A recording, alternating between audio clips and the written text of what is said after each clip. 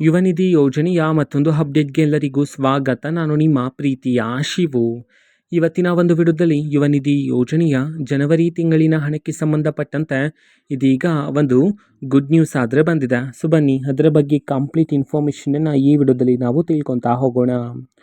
So ವಿಡಿಯೋವನ್ನು start ಮಾಡ್ತೀನಿ. ಅದಕ್ಕಿಂತ ಮೊದಲು ನೀವಿನ್ನು ನಮ್ಮ ಚಾನೆಲ್ಗೆ ಸಬ್ಸ್ಕ್ರೈಬ್ ಮಾಡದೇ ಇದ್ರೆ ಈ ಕೂಡಲೇ ಚಾನೆಲ್ಗೆ ಸಬ್ಸ್ಕ್ರೈಬ್ ಮಾಡ್ಕೊಳ್ಳಿ ಮತ್ತು ಲೈಕ್ ಮಾಡಿ.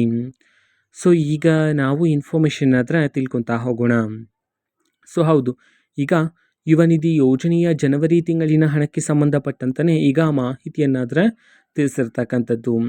ಸೊ ಅದು ಏನಂತಂದರೆ, ನಾನು ಈಗಾಗಲೇ ತಿಳಿಸಿರ್ತಕ್ಕಂಥ ಮಾಹಿತಿಯ ಪ್ರಕಾರ ಕಳೆದ 2 ದಿನದಿಂದ ಯುವ ನಿಧಿ ಯೋಜನೆಯ ಜನವರಿ ತಿಂಗಳಿನ ಹಣವನ್ನು ಸರ್ಕಾರದ ಕಡೆಯಿಂದ ಬಿಡುಗಡೆ ಆದರೆ ಮಾಡಲಾಗ್ತಿದೆ.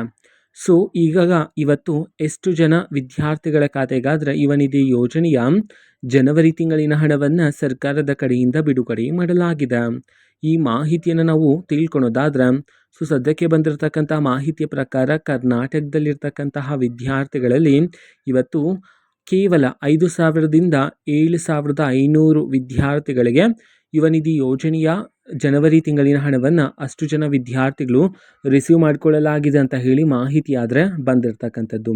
ಅಂತಂದರೆ ಪ್ರೋಸೆಸ್ನ ರೀಸೆಂಟಾಗಿಯೇ ಸ್ಟಾರ್ಟ್ ಮಾಡಿರೋ ಕಾರಣದಿಂದ ಮುಂದಿನ ದಿನಗಳಲ್ಲಿ ಇದನ್ನು ಸ್ಪೀಡಪ್ ಮಾಡ್ತಾರೆ. ಸೊ ಆವಾಗಿಂದ ನಿಮಗೆ ಬೇಗ ಹಣ ಬರುತ್ತೆ. ಸೊ ಸದ್ಯಕ್ಕೆ ಕೆಲವರ ವಿದ್ಯಾರ್ಥಿಗಳ ಖಾತೆಗೆ ಮಾತ್ರ ಬಿಡುಗಡೆ ಮಾಡ್ತಿರ್ತಕ್ಕಂಥದ್ದು ಯುವ ನಿಧಿ ಯೋಜನೆಯ ಜನವರಿ ತಿಂಗಳ ಹಣವನ್ನು.